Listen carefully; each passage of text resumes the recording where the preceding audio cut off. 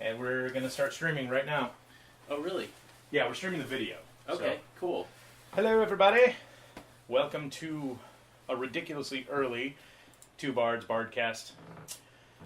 We are here with representatives from Thunderfrog, who will be talking today about a charitable anthology. So hopefully that's interesting. And if you guys want to vamp while I get set up, go for it. What is vamp? Just talk to the camera. Fill time, huh? Okay. Yeah. Well, come on in, Alex. Okay. Oh yeah. Yeah, you're getting in here. Sorry, buddy. Yeah. Getting in. Yeah, you're not just here to be the eye candy. But you have to just. Which mic did you say you're putting them on? I was thinking of putting them on this one. Okay. Yeah. So you guys will both be using this guy. Scott and I will be on that one, and life should be good. Okay, cool. This is kind of like the one I watched online last night, where you guys were just kind of shooting the shit while you were. Yeah, well, we're setting up. Yeah. Okay, cool. Because the recording part does. I mean, we can do that whenever, but yeah. You know, we're trying to make sure that we're here for the folks watching live. Okay. All right. Well, I guess this is Alex, and he was the secret hero of the charitable anthology book. You're being quiet? No. He's a secret hero. You can't. Oh, okay, right, of course. Yeah. Jeez. All right, I apologize to those of you watching live. This might get a little noisy for a second. Yeah. Okay. Ow. Yes. Okay. Well. And delivered. Exactly. Okay, I'm going to put something out of the bag, out of the box then. So, what's in the box?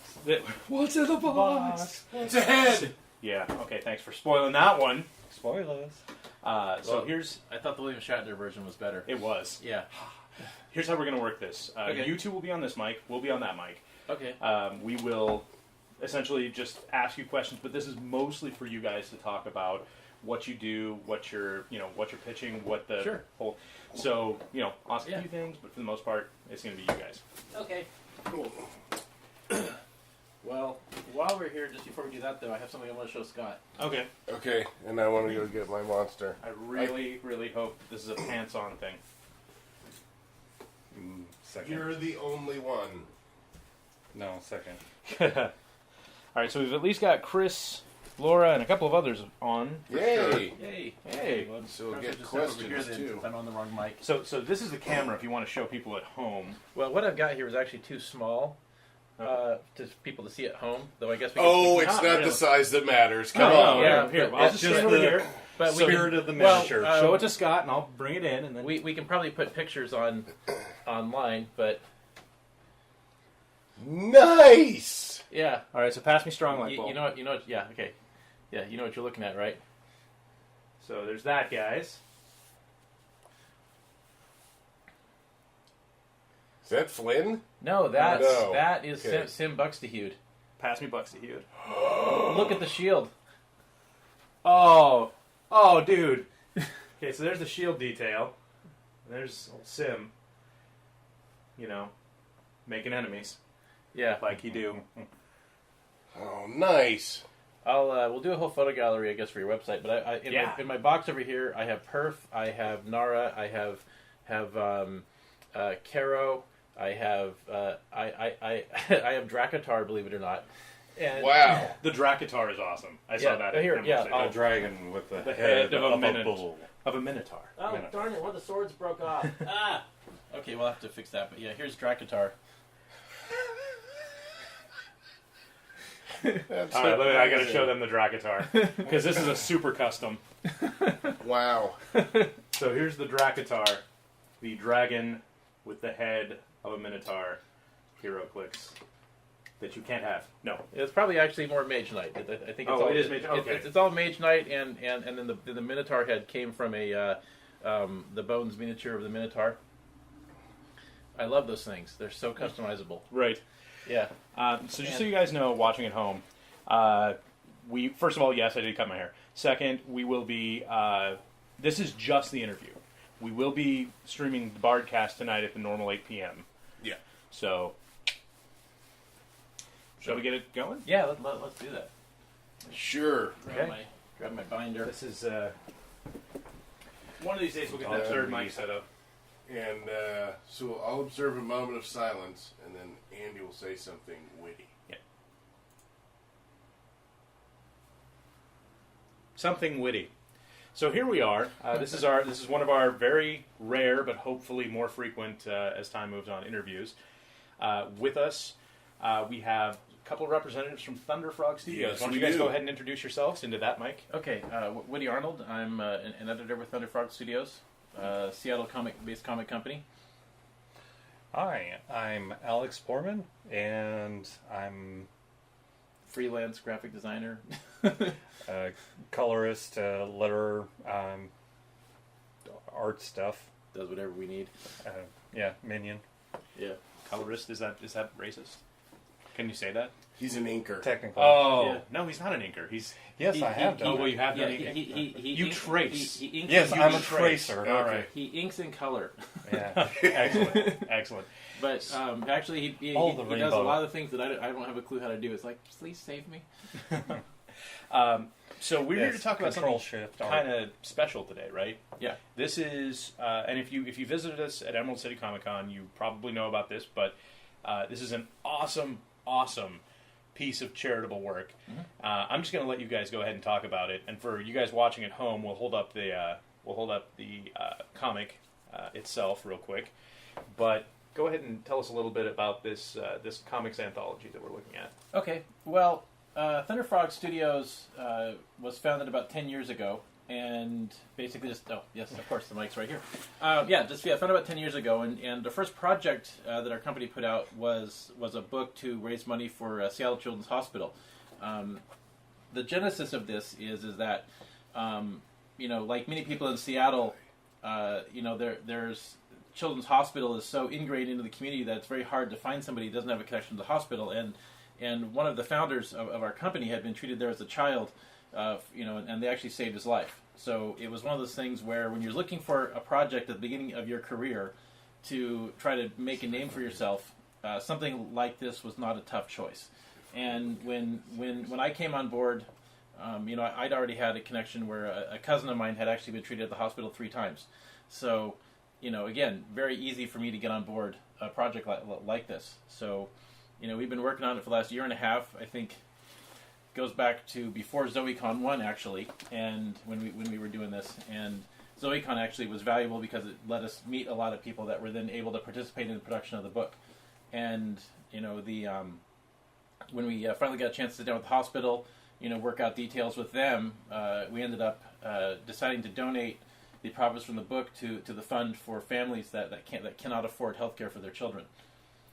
And it's almost become kind of a who's who of web series in Seattle, though. Many of the Zoe shows ended up contributing content to it, and those that couldn't, it was usually just came down to scheduling. Right.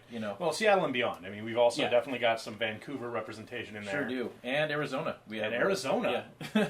Blood Strikers. Gotcha. There's a web series that Alex and I love, which isn't unfortunately part of Zoe, but it's Still fantastic. Yeah, it's kind of like the Galaxy Quest version of Transolar. Oh, wow. Okay. Nice. Yeah, in fact, actually, I think it predates the launch of Transolar Galactica by 2 months, but both of them launched almost at exactly the same time with the exact same premise, but the execution was very different. Both of them. Same premise. If there's the best crew in the galaxy, they must be the worst. Right, exactly. Yeah. That sounds great. But no, we have. And the other, by the way, from the one that I nerded out on big time was, as you guys are probably well aware, the way the first Gamers movie ended. It literally ended on a horrible cliffhanger, and people have been complaining for years. Mm-hmm. And I certainly that's what I always wanted to know. What happened, and I've even talked with Andy about this, and it's like, hey, this is what I think would be cool, and Andy's like, no, Matt will never go for it. And then when I actually got to sit down with Matt and I proposed the idea of continuing that story in this book, he actually thought some of my ideas were pretty cool. And I didn't say Matt will never go for it. Yeah. I said that's Matt's universe, so you have to talk to him. Well, You proposed it to me, and I'm not going to make Yeah, that. I'm well- not writing that check. You're not the only person I talk to, and, Yeah. and universally people are like, no, Matt has his own ideas, And anyway, so suffice to say, actually what ended up happening was that some of the ideas I proposed, we had to go with them because Matt wanted to do a story that would have been like a full comic book, Right. and Yeah. and we only had 10 pages, so Yeah. but the only way you're ever going to find out how the movie ended is to donate $25 to Children's Hospital. Yes. Yeah. Now, that brings up a good point.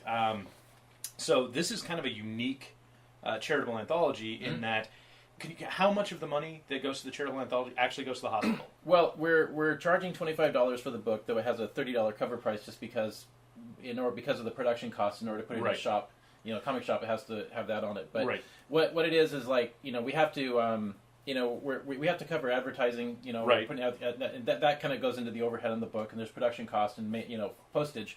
Right, microphone's over here.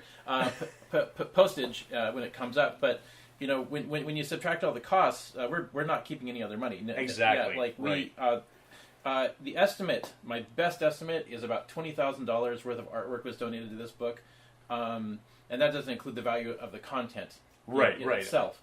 And so you're basically looking at a tremendous value that went into this thing, and nobody got paid. It was all volunteers. Right. It was just, what a great project to work on. Oh, totally. Yeah, it's one of the things that caught me was that you guys you're not funding the next thing. You're not funding anything for yourselves out of this. No. It's all pay for the production, right, and get the rest to the hospital. Yeah, I love that. Yeah, the only thing that might also be a factor is because like this is available through print on demand, which is wonderful because it'll be available forever, and that may also pay for the print run of the next volume. Yeah, that's right. That sort of thing. But this charity push is about... Yeah, well, the intent is for it to be an ongoing, self-sustaining project. Wonderful. That continues to flow money to the charity, keeps itself going without ultimately does once it gets rolling, doesn't need outside funding. We may do one crowdfunding campaign to give it a good push, and then that would be all it would ever need. Excellent. And the fans of it would come back for the next one. Right. And as we build up, we're trying to reach, go above our hospital to the Children's Miracle Network level, where we're actually, nationwide, and even extending as far as the network goes. Right. Yes. We need to become a charitable organization and have Woody raise money for us. That would be perfect. We need you diagnosed with something, buddy. Help support Scott C. Brown. Yes. Yeah. Pay his rent. Well, we actually may .com. We actually may need to eventually pull a maintenance crowdfunding thing, because we've got a lot of upkeep for equipment and stuff like that is hurting out of pocket right now. It's pretty intense to try and keep up with it. So we may pull a crowdfunding eventually. Well, I hope you don't have to go drink toxic waste for that to be a viable option. I've had people come up to me and, as long as it's Radcon's toxic waste, it's okay. All right. Well, I've had people come up to me and just like, I can't believe the amount of energy I have at a convention, and I've often, wondered about maybe selling my services, doing that, but then I see those guys traveling around at Puyallup Fair every time, and I've done that a little bit, and it's a bummer to be away from home that long. Yes. So we have a question for you. Are these going to be available at Gen Con? Or what cons will these be available at? Well, they are going to be available at as many cons as I can go to. I actually do want to go to Gen Con. I'm connected up with a Zoe fan group that's basically organizing trips to the con. But my, that's kind of like, my funding and what I have. Oh, thank you. What I have available to travel, is limited because I've invested so much in actually putting this book together. So, it's most likely I'm going to be my con season is just going to be ongoing. Gotcha. I was just at Emerald City Comic Con. Alex and I both were, and then I had didn't realize it, but I had committed to another convention in Texas the weekend right after. So. Oh wow. Yeah. So I haven't made much money in the last 2 weeks. So let's tell everyone where they can go get this book right now. Okay, well, right now you can purchase the book at thunderfrogcomics.com, and you go there on our page, and right below our Kickstarter video is the link, which I guess we'll talk about that in a minute. But there's a link to our comics page, and there will be the first. That's going to be pointing you. Right. Okay. Talking to the mic. Sorry. Ignore us. Okay. Cool. Ignore me. Yes. Ignore me. So on our, you'll have it'll basically go to our store page where a bunch of our issues, our comics are there for sale, and the first one will be the charitable anthology. There'll be a bunch of our first issue comics which are being updated shortly with number 2s coming up. But I don't know about pooping in a comic, but whatever, man. Yeah. Hey, to each his own. and the number 3s are coming as well. And Yeah, People we will actually buy anything. Yeah, we actually have someone pretty excited about their volume 3 here. Yes. And then we also had a bunch of pre-orders. I guess some of the people who are listening ambiguous, may have done the pre-orders, and so we had done some pre-orders of the comics, and I was hoping a bunch of those people would come to the convention and pick up their books, which sadly nobody did. So I'm going to have to be arranging a drop for people, and then we'll be shipping those out. The pre-orders are getting shipped are actually shipping out next week. Yeah. I had to order a few things to fulfill the orders, and we had pre-orders coming in all the way up to the day of the con. Right. So I wanted to Wow.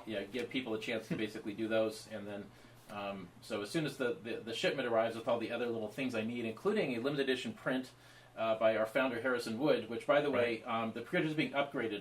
This be the first announcement of that.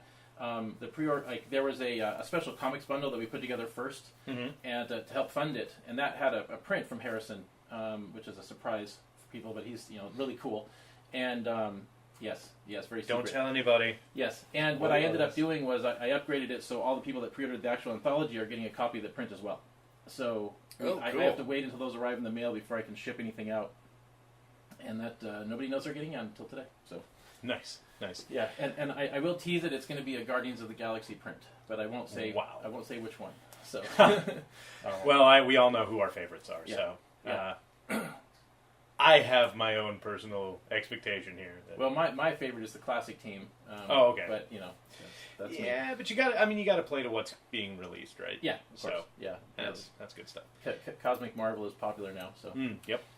So, and yeah, if you guys ever get a chance to go pick something up at a con for something like, please do it, because basically it means more money into the charity. Like less money to ship equals more money to sick kids. well, actually, I should point Why out. do you hate sick kids? Yeah. Why do you guys hate sick kids so much? Jeez. I should point out though that the when they buy it on our website, shipping is extra, so it's like Oh, okay, shipping cool. charge. Yeah, Cool. so still, I mean, all the money is still going to the charity. It's just it's actually a nice way to do it because we have a really great company that does print on demand, and it's interesting. Like their prices aren't the cheapest. There's cheaper companies, but they provide us with an online store automatically as part of the service, so it's a full delivery system. Oh, cool. We don't have to carry inventory. We don't have to do any of that. People just place the order, and then it comes to them automatically. And Boy, that would be nice. It is nice. I mean, you don't make as much money for the charity, but you keep making it over constantly. Right, and, right. And so it actually works really well. Excellent. Yeah. Excellent. Cool. So, do you want to talk a little bit about some of the artists that contributed absolutely. to this? I think that would be... Sure. Okay. Yeah. Okay. Well, first off, I guess I would mention we had this one guy. Actually, there's actually a few people that were that really stood out in the project. One of them, he's fine. Okay, who did the chapter for Gamer Chick? Let's see, we have here Marjorie Wallace. I will. I don't know if you guys want to show this one on camera, but Yeah, sure. She ended up doing a watercolored chapter. It just looked absolutely amazing, and she's actually an artist who turned up, who's in Scotland. Oh, nice. She actually responded to our talent search for the Standard Action comic. Oh, very And cool. It was it's one of those things where it wasn't the art style we were looking for, but there was just something absolutely compelling about her work. And Right. And she has actually come through for us time and time again when we were in a bind on this project. And the glitch chapter, she ended up working on that when we lost the artist. And she basically, Not Prince, the original. Yeah, and there's another fellow by the name of Don Edwards who also contributed to that, and these guys really basically saved us on some aspects of it. We also Kevin Mickelson, who's known to gamers. We know Kevin. Yeah. His wife did this for Standard Action. Oh, awesome. Probably So the this most is beautiful chapter in the Amanda's- book. Oh, yes. Yeah, and it was actually her very first comic, and it was. It was really good work. And actually it was fun, too, because I got a chance, very much the same as what I did with the gamers, I got to go in and write a story that was the prequel to Standard Action. Right. Which was exciting.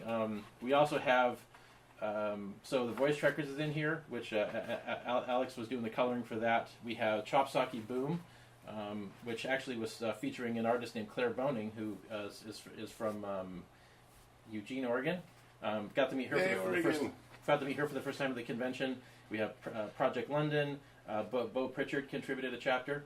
Well, don't hold that against this book. It's still a very, very good book. Oh, it's interesting. Everybody who looks at that, it tends to be their favorite chapter. It's kind of this nice gritty art. Oh no, style. he's a good writer. Yeah, but I mean, it's just. Which one did he? Oh, I'm sorry. It was this one here. Actually, it's the chapter where he has Christian Doyle beating himself up, or beating up Bo. Bo wanted the villain modeled after him, and the main character modeled after Christian. Nice. So we've got. Actually. Nice Hell's Bells plug. Yeah. Too the all-female like AC/DC. Deadbeat. He's going to be tracking down. Yeah. Bo and I often get that. Mm-hmm. But we've got a lot of doppelgangers. Yeah, it was actually interesting. The last time I showed the book to somebody, he just stopped at that chapter, and at both chapters, like, wow, that's really really interesting, and yeah, Bo and I do look an awful lot alike. Well, you've seen we used to have on our page that amalgam of you two, and it was creepy. Yeah, it's Terabad. Geez, what else do I have? Oh, I also have the Dirty Do-Gooders, which yes, nice. I finally look good in that series. I thought you looked fine. You look like it's like, oh my God, Scott's the villain. Ah. Hey, dude, at least it wasn't you holding a chihuahua. Yeah, right? Well, true enough. Well, yeah, because I actually had discovered it. I think Brian had mentioned it on his Facebook page, and then I went and watched it, and it's like, wow, how cool, and I actually tried to get the collectibles, and I never even got a call back. And I wish you. Oh, yeah, we could have gotten Todd. We'll get that for volume 2. Okay, yeah. Well, we'll see what we can do. We're still making decisions about what's going in the next one, but I also had heard though that he might be hard to reach because I guess one of the guys working on the show was also involved in like comics professionally. And so there might have been... Yeah, that is true. Yeah, and there might have been, like, not wanting to go with somebody smaller because of the possibility of going, to Marvel or something. But, right. But we got the Dirty Do-Gooders, which was a lot of fun. And my friend Casey, who did a lot of work, Casey Sizer, did a lot of work on this book as well. And she ended up, doing... Oh, yeah, and here's the other you. Mm-hmm. Yeah. Yeah, it's you almost, guys have to buy it to see that. Yeah, it's awesome. It's almost photorealistic. He is. He's very high contrast in real life. Yeah. It's so very noirish. It is. Yes, and there's a bunch of other original stories which are in here as well, by various different artists. There's one comic book called. Wow, why am I stuttering now? I don't know. There's a mic in front of you. We don't edit this, by the way. Yeah, so all of that will be saved I'm for gathering posterity. that. Thank you. Wow. We could do a mixed rap video of this. No, I'm not a rap person. Anunnaki, which is it's an Ancient Aliens comic that we're doing. Okay. Mm-hmm. And I actually have a copy of it here to show you. Are we talking like aliens, like Anunnaki? No, it's not. Aliens. Okay, he said Ancient Aliens. Yeah. So well, the big hair. Exposition. Yeah, I'm going with that. I would read that comic. Well, no, it's actually okay. In that case, it's aliens, and you've got to read it. Yes, no, it's actually a really interesting story, and we he had written a prequel for another anthology which never got published. So it's like, well, let's put it in here, and it's actually a neat story because what we're doing with it is we're taking the idea of Ancient Aliens. And basically taking the sensationalism out of it, which tends to be, on the History Channel, and looking at, if it was, just because they're aliens doesn't mean that their thought processes are necessarily alien, like, right. And so we're actually breaking it down to a practical standpoint, where some of the legends don't necessarily, I don't know, I mean, with the risk of insulting fans, I mean, some of it you kind of like, well, could that have actually happened? I don't know, but if real people, we were there, what would we have done? And we're basically trying to kind of find a practical middle that might be like, how would the story have actually been told?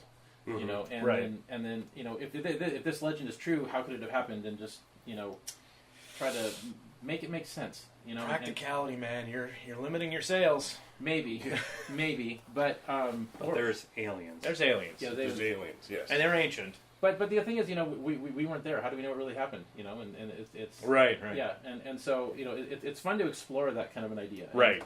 And then we also have a bunch of other stories which are hopefully going to be released later. Like we have one of our editors did a story called Slot Monsters of Titan, which has surfing aliens. Or aliens. Wait, are we also doing a surfing aliens plug now for Tom? I don't know. I might have walked into something I've never heard of. Surfing Aliens is a podcast by Tom Keating. Is it Surfing Aliens or is it? Yeah, it's Surfing Aliens. I think I met those guys at Yeah, you did meet him. Yeah. So I thought that was yeah. pretty fun. Actually, I showed him the picture, and he's like, "Awesome! I gotta have you guys on." Yeah, But, it's actually a really neat story that he's actually got listeners, so that's probably a good idea. Yeah. Yeah. And Northwest Nerdcast. Yeah. And Anyway, Northwest so Nerdcast. we have so there's that chapter, and we're hoping to be able to continue that story. There's another one called Dr. Zombie, which our friends from Microbrew Comics contributed to the book. I don't know if you guys have met them or not, but Not yet, no. No, they're very cool, and they have a book that was written by their daughter when she was 6. Oh, cool. And so it actually predates XCOP. And just there's a bunch of stuff in here. You had said earlier about a Kickstarter that there was a Kickstarter video Yes. and that you can go on the website. So is there a Kickstarter associated with this? Not No. yet. Not yet. We're probably gonna do that. Closer.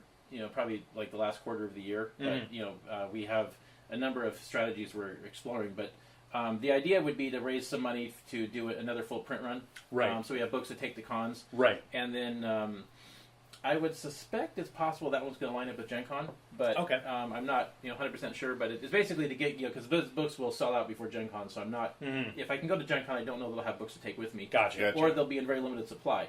But the plan would be to basically fund a print run of the books, Mm-hmm. and also we were going to take select chapters because not all the book was primarily written to appeal to the people who are donating to the hospital. Right. And so a lot of these chapters aren't appropriate for kids, but some are, like Dr. Zombie, for example. Mm-hmm. And so we have a selection that we were going to put together for a comic book that we were going to hand out to kids at hospitals. That's a great idea. And Nice. and be a regular 22 or 24 page comic. Right. And so we were going to put that together, and that would be funded from the Kickstarter proceeds. Mm-hmm. And so, Yeah. and that would probably, I don't know, maybe 500 or so of those. And we talked with a few kids groups that would want to help us distribute the comics. Right. So, do you guys do anything like? Do you have diverted options? Like, say I want to give you $25, but then I want the comic book like donated or resold at a con. Oh, okay. Now that's an interesting story. That actually happened at Emerald City. Okay. You probably remember that girl. I do. Okay, that's why it's coming up. Yep. Okay. So, well, you guys will have to run the picture, on your Facebook page. Right. Like it's being, it's literally our most popular item on our Facebook right now. But there was this girl that walked up, and so I was doing my thing of basically intercepting every person that walked near the booth to say hi, and she ended up being this huge fan of the gamers. Like she's a role player. She couldn't have been a day over 17, but so nervous. So nervous. Yeah. She wouldn't even come up and talk to anybody. And she was like, "Oh my god, I couldn't talk to celebrities, right?" And I think it was Christian was there, Trin, Connor, and you. Yeah, at the time, yeah. Yeah, at the time, right. So you're the only celebrity that was there. Well, the only important one, right? Okay. Yeah. Right. So she walks up and I go, "No, come on over." And I walked her over to everybody and introduced her, and she was just all shaky, nervous, and was she unfortunately had not seen Gamers 3 yet. Probably about, God, what a crime! Half the people I talked to didn't even know the movie had come out. Right. Yeah. Right. Which we're fixing. We're fixing. With 3,000 Kickstarter backers, that surprises me. But anyways, so I introduced her, and then and she really, really wanted this book because she wanted to see what happened at the Gamers 1, but she just didn't have the money because it's the end of Saturday. Right. Everyone's broke. Right. Yeah. So what happens is that she so she's talking to you guys. I couldn't make the sale, so I said, hold on a second. I walk over to my table, come back over, and I basically explained to her that some guy had come over earlier that day, bought a book, and asked. He didn't want to carry it home with him, so he asked me to give it to somebody worthy. And so I said, well, I think that's you, and I handed her the book. It was very cool. Yeah, wow, nice. She looked like she was going to cry. It was amazing. In fact, it was so was so emotional that it actually made Trin look like she was going to cry for a moment. Yeah. Yeah. And she was just all shaking and excitement, and we got this picture with her grinning ear to ear, standing with everybody. It was really cool. Yeah, it was amazing, and not to downplay the charity project or how much money we raised or any of this stuff. For me, that was probably the coolest moment because in that one little moment, it was basically a little tiny snapshot of exactly what it is that we're doing with the book. Exactly. Because somebody donated the money, then the book got donated to somebody who really would appreciate it, Right. completely appreciate it, and it literally it probably made her year, and it was just this moment of human kindness and Right. and appreciation and making a difference in somebody's life twice. Exactly. I'm telling you, that's the best actress ever, because I have that comic book sitting hidden from you guys, but I sent her in to do that because I didn't want to pay for it. So it was a... He's lying. It's He's a win-win. He's lying. I sure But hope so. really, though, what I like about the comic is that every single comic is introduced by a new Thunderfrog. Yes. That is designed specifically for that comic. Yes. And I thought that was a great convention working through We talking about those, we and have then him- talking about the artist that did The Gamers Thunderfrog. Yeah, he's dressed as Mark the Red. Yeah. Yeah. I did a little preview, which you guys probably saw that I sent to Gen Con last year. Yes. Which when the comic was still in development, and I had that Mark the Red Frog yelling "Blood, Death, and Vengeance." He kind of looks a little like the Chrono Trigger frog, which I think is interesting. Yeah, that one does, doesn't he? Yeah. Yeah. So why Thunderfrog? I don't know. All right then. I wasn't there. What a great story! Next. Well, the It's like Thor's pet from 5th grade. That okay, so his dad got sick of it, so he threw it through the there portal. was a story in Marvel Comics where Loki turns Thor into a frog. Oh, okay. And so this frog is running around with a hammer, and that there's been tons of these Thor frogs that have popped up as a result of that over the years. But I don't actually know if this is stealing that idea or if it was just something people thought was cool. No, I mean, liberating the idea. well, no, I mean There's not the word steal in of our course. vocabulary. STEEL. It's metal. Right, Yeah. making it Right. more Harder. concrete. Yeah, exactly. Right. No, the only thing I've been told is that it was the only name that everybody in the group could agree on. Oh man, that is so common. That is probably the Yes. most common. But- it is everyone's. Yeah, it's the least common denominator. Yeah. But Everyone agrees. what ended up resulting from this is I actually ended up creating a comic book series based on the name Right. for the character, and so I have this whole fantasy story epic that I'm writing, which follows this character, which is loosely inspired by a role playing character a friend of mine had come up with years ago, and there's I've been meaning to write him.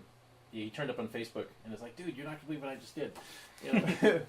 But I mean, obviously no connection, and it's not yet worth money. So I don't, it's like there's nothing for no issue there. It's just, but it's just kind of neat that little thing, Anyway, so, but yeah, so I created a story based upon this character, and Nice. which I'll show you guys in a minute. But yeah, it's Thunderfrog. So it's Thunderfrog Charitable Anthology, Volume 3, and Sweet. man, I worked on this thing for a year and a half at least.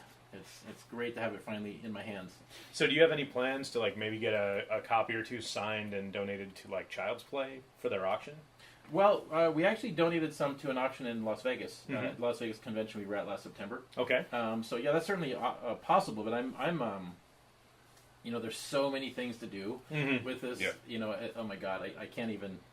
Oh yeah, there's tons of things. I Yeah, get you. But what we really need actually right now the most is we need a marketing person. Our budget's pretty finite. Right now what we are is we're a team of people building a comic company, and we're just doing this because we're passionate and we love it. Right. And what we would need is somebody that would like to help us grow to the next level. And obviously if that person was really successful, that person would get a nice paycheck at the end. So if that person's listening right now, Yeah. Yes. But please. That's the one thing that we need the most right now, because we spent a year and a half. Liz, are you out there? We're working on this. We have some really cool comics. We put together our inventory. Now we need to figure out how to get these in this comic shops. We need to get them in front of fans. Build the fan base. And some of the people that we found in the process of doing this, the talent is amazing. You may want to just for I know this is like one it's like small potatoes, but go down to Xanadu downtown. I've been down there. Actually, Okay, that dude loves gamer stuff. The guy that owns it. So. Oh no, we've had some conversations Okay. down there already. Yeah, sorry, what? Xanadu Comics. Yeah, Xanadu Comics. Yeah, you haven't been there? You haven't been to Xanadu? I was. apparently. There's a lot of roller skating and singing. Yeah, that's not true. No, yeah, I used to go down there when I was a little kid buying comics. That's where I bought my first Ninja Turtles comics. Oh, excellent. That's how I know the real story of the Ninja Turtles, not the BS that's been on the child's cartoons. Yeah, the guy who owns it, John, I think his name's John. He was Renfield in in Christian's Dracula, like back in 1997 in Olympia.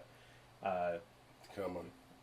Transylvania Clockworks. Yeah. No, not Transylvania Clockworks. This was straight up Dracula. Oh, Yeah. And okay. yeah, Twist harder. Yeah, we'll go there after So- this.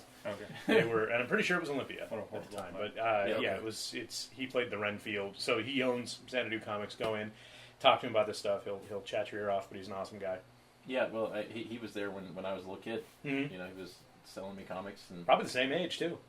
yeah. Well, no, he looks a little different. You know, All right. but yeah, you know, it's interesting because I remember reading the Ninja Turtles comics, and Shredder died in the first issue. Yeah, right away, out of the gate. Yeah, completely right away. And then you had what is literally the greatest resurrection story in the history of comics. Like that is the textbook of resurrection stories before it got ruined by Superman. Mm-hmm. And then you know but they did ultimately have a final confrontation, and that was done. Right. And the Shredder never came back, and that's the way it should be. Yeah. That's the way comic books should be told. And the foot soldiers weren't robots. No, And they all wore red. and they were yeah. bloody. Go Clang. They were being killed all the time. There was no Krang. There was no Bebop and Rocksteady. And you talk to people, and you're like, "Wow, what? The Shredder died in the first issue?" And then you get them to actually go read it, and they come back like, "That is the best comic ever." Yeah. Yeah. Have you ever read those, Scott?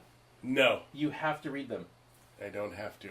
Okay, You should though. Eastman Laird Turtles. It's good. It's good sauce. it is really. It's good sauce. Okay. No, I like I don't like to work. And there are a lot of pictures, so it might be easy. was gonna say, they don't really have comics on tape yet. That's I not know. some. Well, they do. They're called cartoons, but Oh, unfortunately, the But- cartoon version is not the same. I'm not gonna down on the cartoon version. It had its own place. It was It a very '80s thing. It made yes, money. it was. It made tons of money. It made a lot of money. It made tons of money, and it got more people to read the comics. and it's still making money. Oh yeah.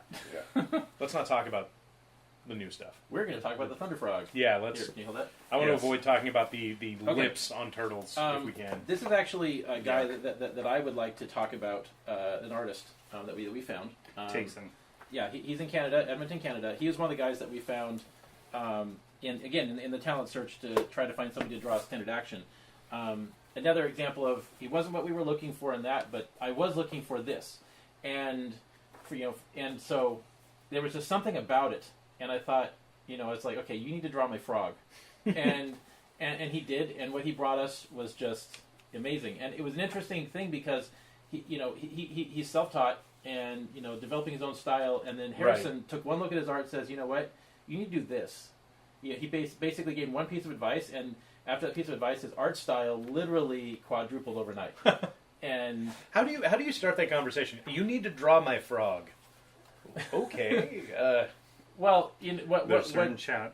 what I did is I basically just chatted with the guy back and forth, and Okay. I said, well, it doesn't look like what I was looking for, but I think it does. It is what I need in this other project, and would you mind drawing this other character for me? And he said yes. And what he sent back was damn close to what I needed, and then we basically would finesse the character. But it's interesting. Everybody that looks at this comic are just transfixed by it. So we have a question for you from Chris Piazzo. Yeah. Oh yeah. Hey, Chris. Chris is asking, can you talk more about maybe getting a fan base to connect you to comic shops? Yeah. Actually, funny. Chris and I have had that conversation before, which is why he's bringing it up now. Piazzo. And yes, and at the time, when we were talking about, when we were talking about it, ultimately I could not get the comic books at a price that was cheap enough to put them into comic shops. Gotcha. So, but the charitable anthology, yes, that's actually thank you. I really need to get back to you on that. The charitable anthology was priced out at a level where we could put that in a comic shop. The issue with comics is that in order to get these things cheap enough to sell them to a comic shop, you either have to go through Diamond Distributing, in which case, it could take years to get that connection, Right. or you have to have a fan base that goes to the shop just demands it. Mm-hmm. So you literally have to be printing 500 to 1,000 of these things at a pop. Right. And so that's something, again, that's might be where Kickstarter has to bail us out. Yep. Once you already have a comic, and then it's easier, to just cover printing costs than it is to cover art costs. Right. But it's just one of those things where most likely the charitable anthology is the item that we're going to be putting into stores because even at the print on demand company, it costs us about $15 to print it, which is kind of high, but it's a $30 book. You can totally do it. Right, gotcha. And then we also, by the way, I wanted to give a plug to a company called Gorham Printing, who I had found, who also was able to help us out with our inventory for Emerald City Comic Con. And it's from Spokane. Yeah, no, they're not. They're in Centralia, but they actually were able to deliver the Just books. say Spokane. Nobody knows. They were able to deliver the books on a very tight timeline. Nice. And exactly what we needed. And so it's interesting how many things could have gone wrong. Very cool. I'm glad they did not. Yes. I mean, just you wouldn't believe how quickly we pulled the booth together, and right. Well, you would probably, but I know a little bit about it. I ignored most of it. I just didn't answer those emails.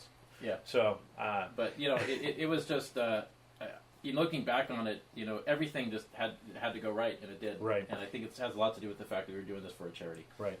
All right. Well, we're running a little bit over, so if there's anything else you guys want to push or talk about, and be sure to give us that website again on the way out. All right. Well, the last thing I wanted to mention, so we have our Kickstarter running right now, which is we're teaming up with Project London. You guys have probably seen the film, and I have it on Blu-ray. Oh, great! I have it on DVD. So what we're doing is I'm better than you then. Yes, you are. So we're taking the prequel story and we're adapting it into comic form. Okay, excellent. And so that if you go to our website again, thunderfrogcomics.com, you'll see the Kickstarter video and the link to our Kickstarter page. Sadly, it's gone off to a little bit of a slower start than I would like. It's a project I'm excited about, and it's certainly for our very first Kickstarter for Thunderfrog. I'd like it to be really successful. Yes. Well, hopefully you've reached tens of new users. I hope so. Yeah, on this podcast. But please check it out. It's I'm really excited about the project, and I really want to make this comic book. So if they go to Kickstarter, what's the project name? Well, we're actually linking it through our website, but I know you are, but there are people Project that just Project Manhattan. Project Manhattan, yeah. Perfect. Yeah, Okay. yeah. Just the Project Manhattan's the project page. Yeah, so that's not the Manhattan Project where you end up with the kid building the bomb. Right. This is Project Manhattan, which is the bomb. And it features giant robots Aliens. Attacking the Nazis on D-Day. There you go. Yeah. Now, when they want to go to your page and go through the way you want them to, Thunderfrogcomics.com, and that's also where you can buy the charitable anthology and check out all of our other stuff. any K's in there, or is it all the traditional C's? Traditional C's. Good. Yeah, like no KOMIX or Yes. something. Yeah, we are not communist comics. Okay, perfect. Well, hey. Yeah. Well, there might be I like maybe communist someday. comics, it's just there are so many marks on the page. Yeah. Oh. And on that note, let's never let Andy on a guest podcast. Stop stalling about that. Okay, that's enough. I don't. There's a Lenin joke in there, but I'm not going to make it. It's too punny. Oh. Yeah. Oh, Very my punny. goibles are hurting. Oh. Response to the thing. Yes. Thank you. Much better. I was tempted to say how lemonade was a sour deal or something stupid, but okay. Thank you. Well, I got that perfect. thanks for tuning in super early, everybody. Yeah. We will again be on. Is Lotta on there? I think for some don't see stupid Lotta. reason, I decided that we were going to do it this early just so that Lotta could see something. Womp womp. Anyway, Which was ridiculous. Not for you, Lotta, but was ridiculous for my wake up time. yeah.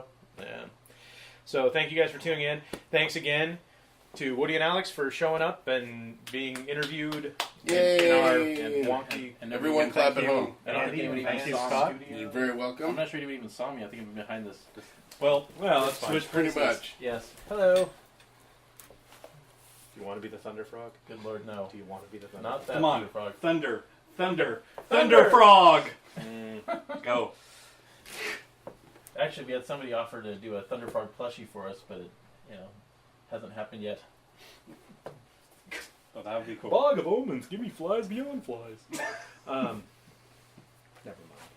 It's terrible. When we were at Spokane Comic Con last week, my friend brought this little monkey of his, and he was making everybody take pictures with the monkey. So we got a set of photographs with the monkey, a set of photographs without the monkey, and then so I'm like, damn it, we have to have a frog next time. You're not allowed to do this.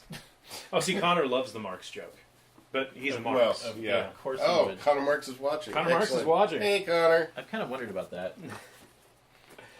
Oh, Okay, I'm well, not using this. here's our Ancient Aliens comic if you guys want to check that out. Cool. We should probably kill the feed at some point. We should probably kill the feed. So thank you guys again for tuning We're in. going to look at stuff you can't Here, yet. I'll pop around you real quick. Okay, yeah, because we're still being interviewed apparently. Pop around you. Bye, guys.